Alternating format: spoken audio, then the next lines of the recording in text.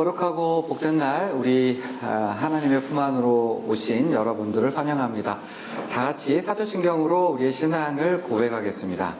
전능하사 천지를 만드신 하나님 아버지를 내가 믿사오며 그 외아들 우리 주 예수 그리스도를 그는 성령으로 잉태하사 동정녀 마리아에게 나시고 본디오 빌라도에게 고난을 받으사 십자가에 못 박혀 죽으시고 장사한 지 사흘 만에 죽은 자 가운데서 다시 살아나시며 하늘에 오르사 전능하신 하나님 우편에 앉아 계시다가 저희로서 산자와 죽은 자를 심판하러 오시리라. 성령을 믿사오며 거룩한 공예와 성도가 서로 교통하는 것과 죄를 사하여 주시는 것과 몸이 다시 사는 것과 영원히 사는 것을 믿사옵나이다. 아멘. 살아계신 아버지 하나님, 이 시간에 머리를 조아려 예배 드립니다. 이 시간에 성령님께서 임재하여 주시고 우리 각 사람의 마음을 어루만져 주옵소서. 하나님의 얼굴을 뵙는 귀하고 복된 시간 되도록 주께서 인도하여 주옵소서. 오직 주님을 향해 우리의 마음을 오로지 하는 시간 되어주도록 주님 주장하여 주옵소서. 감사드리며 살아계신 예수님의 이름 받들어 기도하옵나이다. 아멘. 네, 찬양하죠. 천지에 있는 이름 귀하고 높은 이름 그 나시기 전 지신 우주의 이름 예수 주 앞에 내가 엎드려 그 이름 찬송하며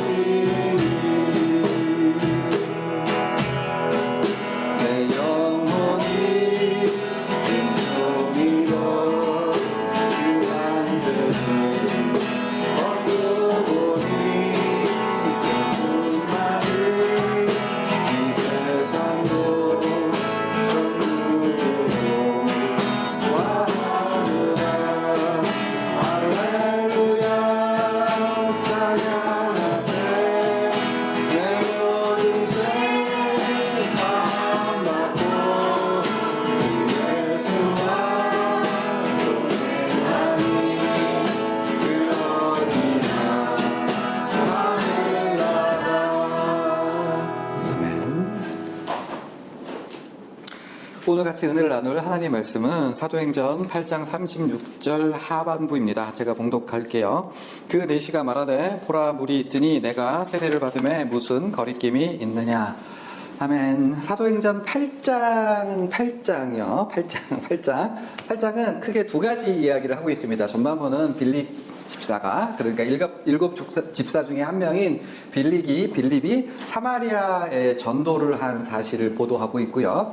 8장의 이제 하반부는 에티오피아에서 재무장관을 하고 있는 이제 고위 관리인 장관인 내시를 전도한 일이 나옵니다. 그러니까 빌립 집사가 두 군데서 사역을 했는데, 첫 번째는 사마리아 지역에서 활동을 했고, 두 번째는 광야에서 우연히 만난 에티오피아 장관 내시를 이제 전도한 사실을 보도하고 있는데, 이것이 이제 의미가 좀 깊죠. 왜냐하면 사마리아 사람은 당시 유대인들의 관점에서는 사람이 아니었어요.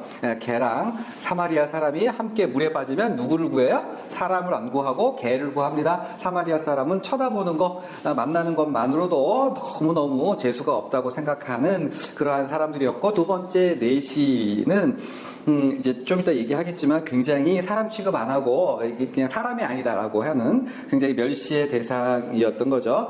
그런데 이들, 그러니까 내시와 그리고 사마리아 사람들에게 복음이 전해졌는데, 여기에 특별히 기억할 만한 것이 있으니, 이 일이 12사도나 교회가 결정하거나 당회에서 야, 우리가 이제 사마리아 사람들, 장애가 있는 사람들 전도해 봅시다, 이렇게 해서 되어진 것이 아니에요. 어떻게? 선교의 물꼬는 하나님의 강력한 역사하심에 의해서 이루어졌습니다. 하나님께서 강권적으로 그렇게 만들어졌던 거죠. 그래서 여러분 이거 잘 기억하셔야 되는데, 선교의 역사를 보면 이제 12사도, 예수님께서 3년간 교육을 받고 훈련을 받고 말씀을 깊이 알았던 그러한 사람들이 첫 번째 순교자나 첫 번째 타문화 선교사가 되지 아니하고, 오히려 외국에서 왔었던 이방인, 즉 헬라파 유대인에 의해서 첫 번째 순교, 그 다음에 선교사가 세워졌다는 사실은요, 예수님께서 1장 8절에서 성령을 받으면 너희가 온 유대와 사마리아와 땅끝까지 이르러 내 증인이 되리라 고 선언하셨고, 이것만 봐도 우리 교회의 사명, 12사도의 사명, 교회 지도자들의 사명은 온 세상에 복음을 전하는 거다라고 생각할 수 있었어요. 근데 그렇게 했어요? 전혀 그렇게 하지 않았습니다. 뿐만 아니라 오순절 때 성령이 임하셨죠. 오순절 때 성령이 임하셔서 각 사람 위에 그 영이 머무르셨고, 그래서 성령께서 그들에게 역사하신 첫 번째 은사는 뭐예요? 각 세상 열방의 말로 하나님의 큰 일을 말하는 거였습니다. 그러니까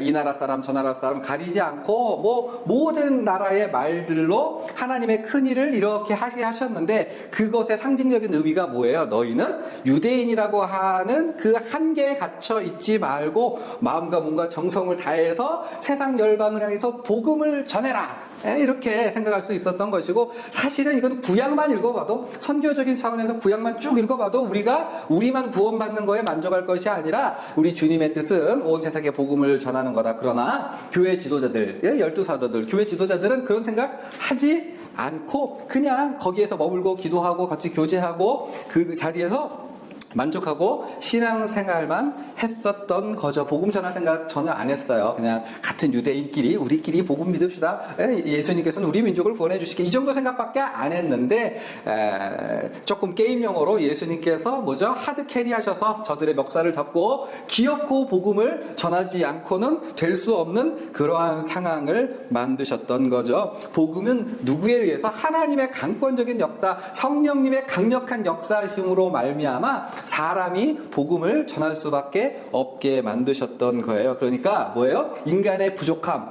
무지, 연약함, 나약함, 나태함이 결코 하나님의 위대한 역사의 수레바퀴를 움직이는 것을 막거나 방해할 수 없다. 하나님께서는 하나님의 일을 기어코 이루어 가신다. 어떻게? 하나님께서 수많은 사건과 수많은 인물과 수많은 계기와 수많은 우연들을 막 해가지고 결국은 그 뜻을 이루어 가신다. 그러므로 역사의 주인은 하나님이시다. 하나님께서 하실 일은 하나님께서 하신다. 이 생각을 머리에 탑재하시고, 그러니까 우리가 사도행전을 읽을 때 그런 얘기 좀 하잖아요. 우리가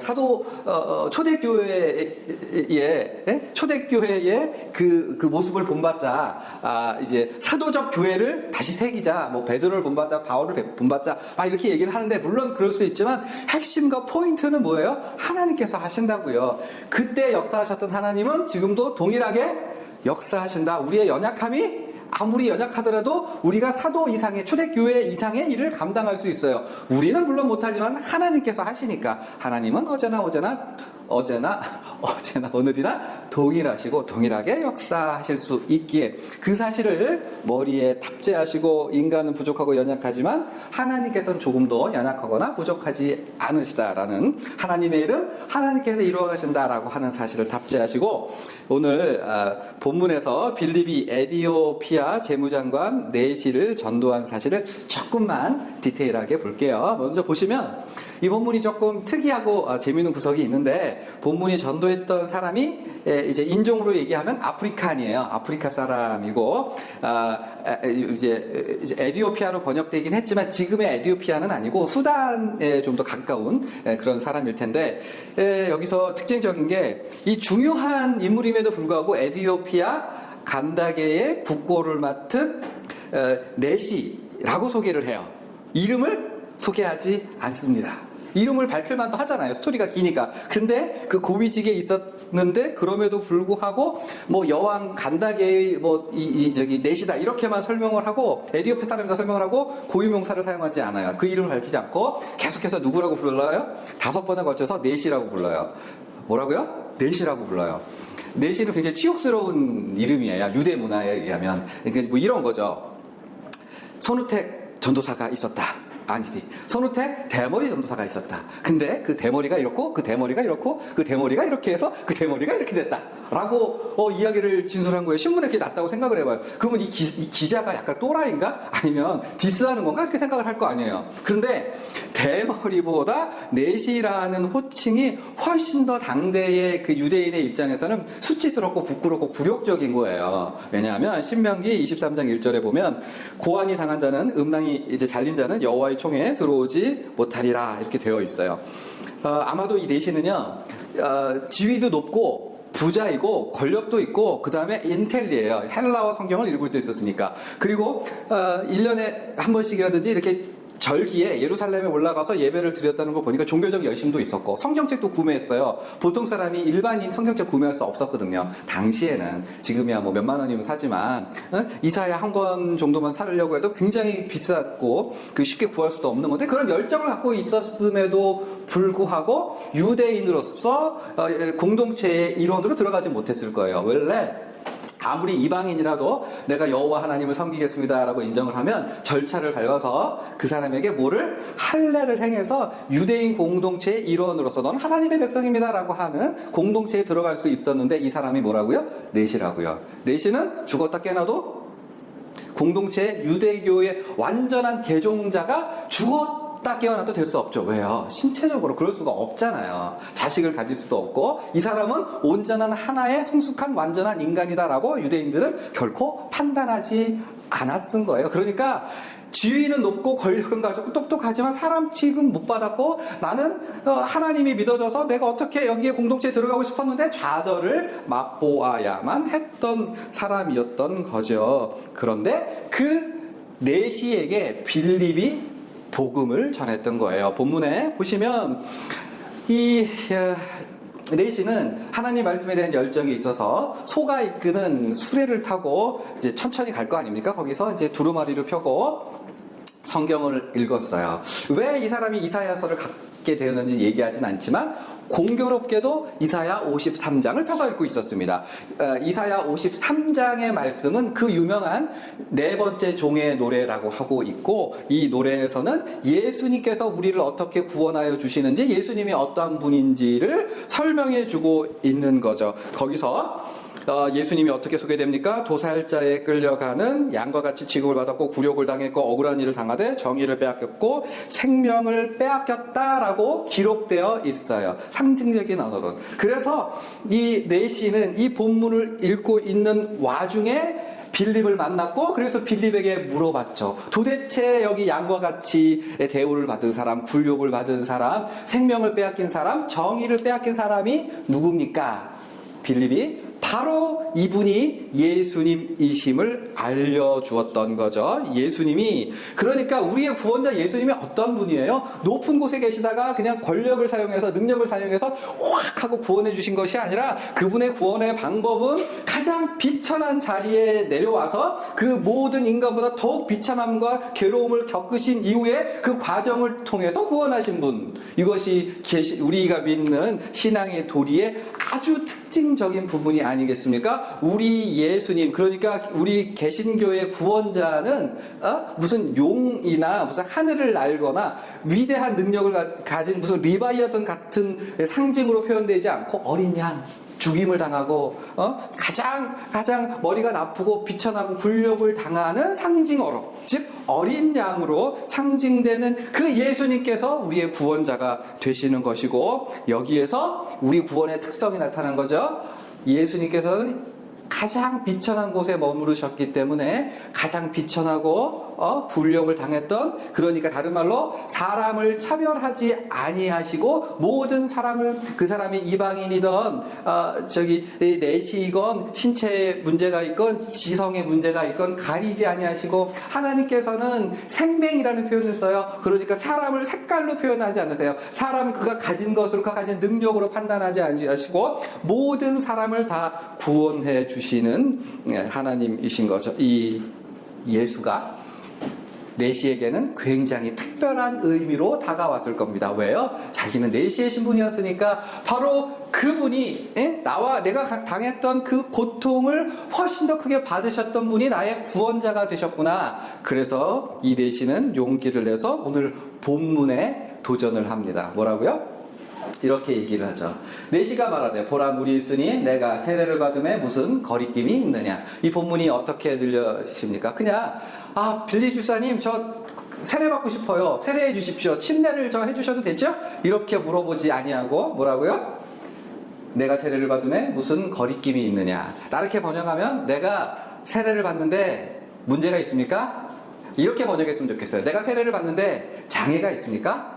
내 결격사유가 있습니까? 아마도 유대인의 일원이 되려고 했었을 때 실패했었던, 장관님 죄송하지만 당신은 우리의 일원이 될 수 없어요. 당신은 신체가 문제가 있기 때문에 정식으로 할례를 받을 수도 없고 우리 공동체 일원이 될 수 없겠네요 하고 거절받았던 뼈 아팠던 그 마음이 여기에 들어가 있지 않느냐라고 학자들은 이야기를 하고, 저는 그것이 맞을 거라고, 개연성이 있다라고 생각을 합니다.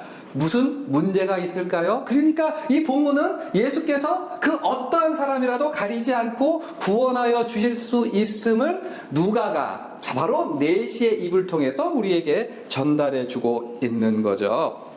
하나님은 사람을 가리지 않으십니다. 복음에는 장애가 없어요. 피부색이나 높음이나 낮음이나 신체적인 어려움이나 비천하고 허물이 많아 사람들이 너는 사람 아니야 라고 판단을 받는 사람이라고 할지라도 우리 예수님은, 하나님은 결코 편벽되게 차별하지 않으신다. 복음은 모든 사람에게 열려 있어요.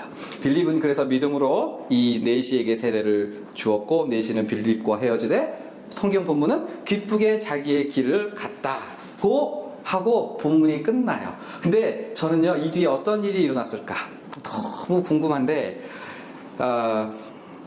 만약에 빌립과 헤어진 다음에 이제 이 내시가 복음을 믿고 예수님이 나 같은 사람도 아시고 나처럼 이렇게 비천에 처하고 어려움과 열등감이나 이런 속에서도 나를 구원하여 주셨지라고 하는 생각을 하면서 이제 성경을 계속 읽었다면, 그러니까 이사야 어디까지 읽었다고요? 53장을 읽었었잖아요. 아마 1장부터 53장까지 읽었고 53장에서 누구를 만나? 빌립을 만났고 예수를 믿었어. 그리고 나서 53장부터 아마도 성경을 읽었겠죠. 그런데 3장만 더 뒤로 간다면 아마도 읽었을 거라고 저는 생각하는데, 여기에 이런 본문이 나오죠. 제가 봉독해 올릴게요. 여기는 이사야 56장 3절에서 5절입니다. 이렇게 되어 있죠. 여호와께 연합한 이방인은 말하기를 여호와께서 나를 그의 백성 중에서 반드시 갈라내시리라 하지 말며, 고자도 말하기를 나는 마른 나무라 하지 말라. 내가 내 집에서 내 성 안에서 아들이나 딸보다 나은 기념물과 이름을 그들에게 주며 영원한 이름을 주어 끊어지지 아니하게 할 것이며.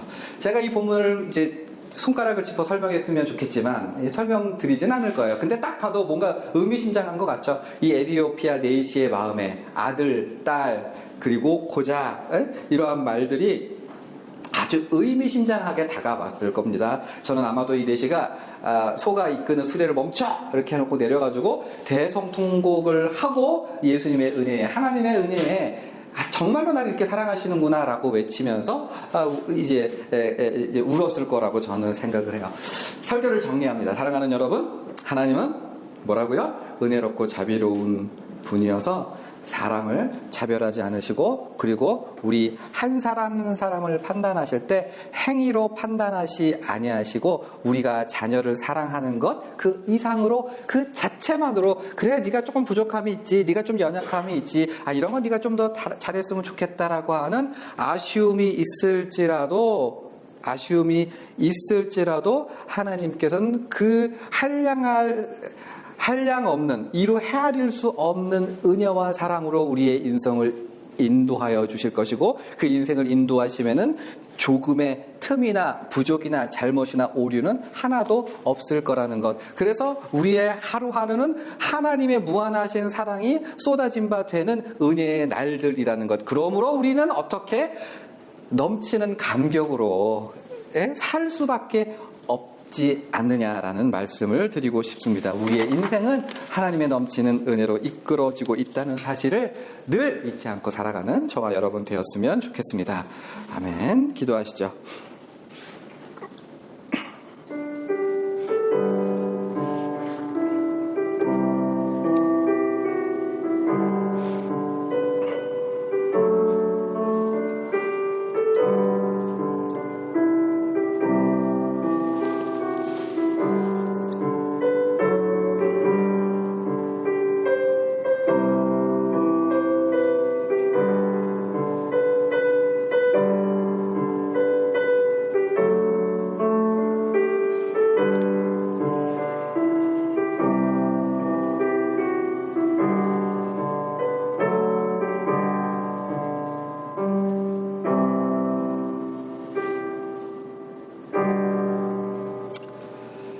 살아계신 아버지 하나님, 하나님께서, 예수님께서 어떠한 사랑으로, 어떠한 은혜로 우리를 품어주시는지를 배웠습니다. 우리는 주님의 사람의 어떠하심을, 주님의 은혜가 어떠하심을 더 깊이 깨닫고 알고 살아갈 수 있었으면 좋겠습니다.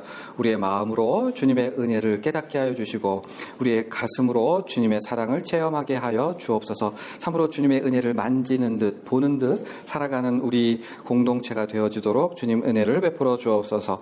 감사드리며 살아계신 예수님의 이름 받들어 기도하옵나이다. 아멘. 하늘에 계신 우리 아버지여, 이름이 거룩히 여김을 받으시오며 나라가 임하시오며 뜻이 하늘에서 이루어진 것 같이 땅에서도 이루어지이다. 오늘 우리에게 일용할 양식을 주시옵고, 우리가 우리에게 죄 지은 자를 사하여 준 것 같이 우리의 죄를 사하여 주시옵고, 우리를 시험에 들게 하지 마시옵고 다만 악에서 구하시옵소서. 나라와 권세와 영광이 아버지께 영원히 있사옵나이다. 아멘.